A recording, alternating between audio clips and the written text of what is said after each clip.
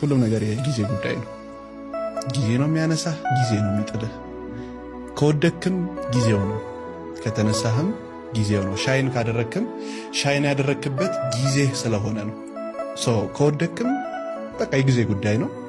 ሰዎች ወድቀው ካየህም ጊዜ ነው የጣላቸው።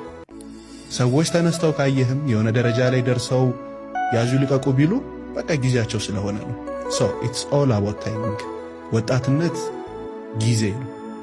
በወጣትነትህ ያላደረግከውን ነገር በኋላ ላይ ካለፈ በኋላ ብትቆጭበት፣ ብትጸጸትበት፣ እንቧከረዩ ብትል፣ ወደዛ ወደዚህ ብትል ምንም ጠብ የሚል ነገር የለም። ስለዚህ በጊዜ አትቀልድ።